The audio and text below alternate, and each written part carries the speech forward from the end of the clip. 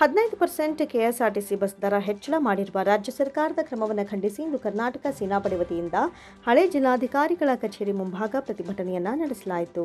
ರಾಜ್ಯ ಸರ್ಕಾರ ಅಧಿಕಾರಕ್ಕೆ ಬಂದಾಗಿನಿಂದಲೂ ದಿನ ಬೆಳಗಾದ್ರೆ ಒಂದಲ್ಲ ಒಂದು ಬೆಲೆ ಏರಿಕೆ ಮಾಡಿ ಕನ್ನಡಿಗರ ರಕ್ತ ಹೀರ್ತಿದ್ದಾರೆ. ರಾಜ್ಯ ಸರ್ಕಾರದ ಬಕಾಸುರ ಹೊಟ್ಟೆ ತುಂಬಿಸಲು ಕನ್ನಡಿಗರು ಇನ್ನೆಷ್ಟು ತೆರಿಗೆ ಶುಲ್ಕ ತೆತ್ತಬೇಕೋ ಗೊತ್ತಿಲ್ಲ. 20 ರೂಪಾಯಿ ಇದ್ದ ಸ್ಟಾಂಪ್ ಪೇಪರ್ ಬೆಲೆಯನ್ನ 100 ರೂಪಾಯಿಗೆ ಏರಿಸಿದ್ದಾರೆ. ರಿಜಿಸ್ಟ್ರೇಷನ್ ದರ, ಆಸ್ತಿ ತೆರಿಗೆ ದರ 30 to 40% ಏರಿಕೆಯಾಗಿದೆ. ವಿದ್ಯುತ್ ದರ, ಜನನ ಪ್ರಮಾಣ ಪತ್ರ, ಮರಣ ಪ್ರಮಾಣ ಪತ್ರ ಶುಲ್ಕ, ಹಾಲಿನ ದರ ಹಾಗೂ ಜೊತೆಗೆ ಈಗ ಕೆಎಸ್ಆರ್ಟಿಸಿ ಬಸ್ ದರವನ್ನು 15% ಏರಿಸಿರುವುದು ಅತ್ಯಂತ ಖಂಡನೀಯ. ಈ ಕಾಂಗ್ರೆಸ್ ಸರ್ಕಾರ ಅಧಿಕಾರಕ್ಕೆ ಬರಲು ಹಲವಾರು ಬಿಟ್ಟಿ ಭಾಗ್ಯಗಳನ್ನು ಘೋಷಣೆ ಮಾಡಿ ಈಗ ರಾಜ್ಯವನ್ನ ಆರ್ಥಿಕ ಸಂಕಷ್ಟಕ್ಕೆ ದೂಡ್ತಾ ಇದೆ. ಶ್ರೀಲಂಕಾ, ದೆಹಲಿಯಲ್ಲಾದಂತೆ ನಮ್ಮ ರಾಜ್ಯವು ಆರ್ಥಿಕ ದಿವಾಳಿಯಾಗಲಿದೆ. ಎಷ್ಟೊಂದು ಬಾರಿ ಬಜೆಟ್ ಮಂಡನೆ ಮಾಡಿರುವ ಮಾನ್ಯ ಮುಖ್ಯಮಂತ್ರಿಗಳು ಹಣಕಾಸಿನ ವ್ಯವಸ್ಥೆಯನ್ನು ನೋಡಿಕೊಳ್ಳದೆ ಕೆಎಸ್ಆರ್ಟಿಸಿ ಅವರಿಗೆ ಸರಿಯಾಗಿ ಸಂಬಳವನ್ನು ನೀಡದೆ ಅವರೀಗ ಸಾರಿಗೆ ಬಂದ್ ಮಾಡ್ತೀವಿ ಎಂದ ಮೇಲೆ ಶಕ್ತಿ ಯೋಜನೆಗೆ ಹಣ ಹೊಂದಿಸಲು ಈಗ ಏಕಾಏಕಿ 15% ಬಸ್ ದರ ಏರಿಕೆ ಮಾಡಿರುವುದು ಅತ್ಯಂತ ನೋವಿನ ಸಂಗತಿಯಾಗಿದೆ.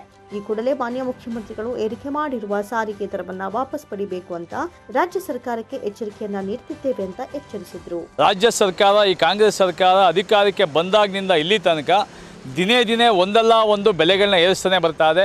ಮೊದಲನೇದಾಗಿ ವಿದ್ಯುತ್ ದರ ಏರಿಕೆ ಮಾಡಿದ್ರು, ಹಾಲಿನ ದರ ಏರಿಕೆ ಮಾಡಿದ್ರು, ಆಸ್ತಿಗಳ ತೆರಿಗೆ ದರ ಏರಿಕೆ ಮಾಡಿದ್ರು, ಸ್ಟಾಂಪ್ ಡ್ಯೂಟಿಯನ್ನು ಏರಿಕೆ ಮಾಡಿದ್ರು, ಹಾಗೂ 20 ರೂಪಾಯಿ ಇದ್ದಂಥ ಸ್ಟಾಂಪ್ ಪೇಪರ್ನ 100 ರೂಪಾಯಿ ಮಾಡಿದ್ರು. ಹಂಗೆ ಅತಿ ಅಗತ್ಯದ ವಸ್ತುಗಳಲ್ಲಿ ಜನಗಳಿಗೆ ಏನೇನು ಇದಿದೆ ಅದನ್ನೆಲ್ಲ ಬೆಲೆ ಏರಿಕೆ ಮಾಡ್ತಾ ಬಂದರು.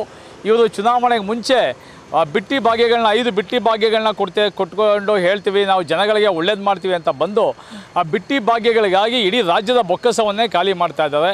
ಈಗಾಗಲೇ ಶ್ರೀಲಂಕಾದಲ್ಲಿ ನಾವು ದಿವಾಳಿ ಆಗಿರೋದನ್ನ ನೋಡಿದ್ದೀವಿ. ಹಾಗೂ ದೆಹಲಿಯಲ್ಲಿಯೂ ಸಹ ಅರವಿಂದ್ ಕೇಜ್ರಿವಾಲ್ ಅವರು ಇದೇ ರೀತಿ ಬಿಟ್ಟಿ ಭಾಗ್ಯಗಳನ್ನ ಕೊಟ್ಟು ಅಲ್ಲಿ ರಾಜ್ಯ ಸರ್ಕಾರ ದಿವಾಳಿತನ ಆಗಿದೆ.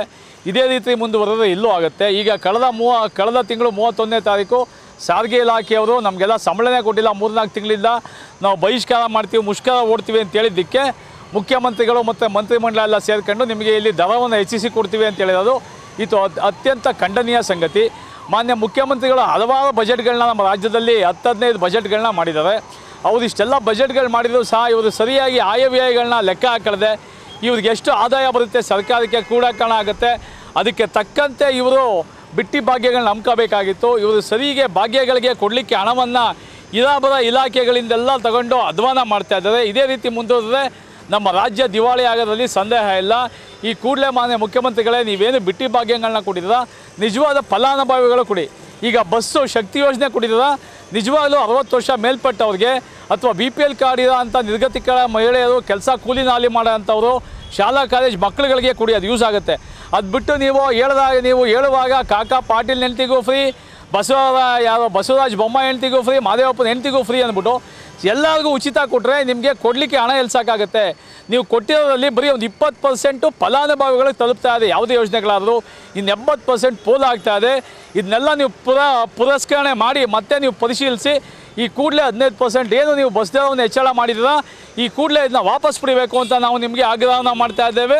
ಪ್ರತಿಭಟನೆಯಲ್ಲಿ ಜಿಲ್ಲಾಧ್ಯಕ್ಷ ತೇಜೇಶ್ ಲೋಕೇಶ್ ಗೌಡ, ಕೃಷ್ಣಪ್ಪ, ಪ್ರಭುಶಂಕರ್, ಹನುಮಂತಯ್ಯ, ಪ್ರಭಾಕರ್, ನೇಹಾ, ಸಿಂಧುವಳಿ ಶಿವಕುಮಾರ್, ಭಾಗ್ಯಮ್ಮ, ಡಾಕ್ಟರ್ ಶಾಂತರಾಜ್ ಅರಸ್, ನಾಗರಾಜು, ಶುಭಶ್ರೀ, ವರ್ಕುಡ್ ಕೃಷ್ಣೇಗೌಡ, ಸ್ವಾಮಿಗೌಡ, ರಘು ಅರಸ್, ಪ್ರದೀಪ್, ದರ್ಶನ್ ಗೌಡ, ಚಂದ್ರಶೇಖರ್, ತ್ಯಾಗರಾಜ್, ಬಸವರಾಜು, ಗುರುಮಲ್ಲಪ್ಪ ಹಾಗೂ ರಾಮಕೃಷ್ಣೇಗೌಡ ಇನ್ನಿತರರು ಉಪಸ್ಥಿತರಿದ್ದರು.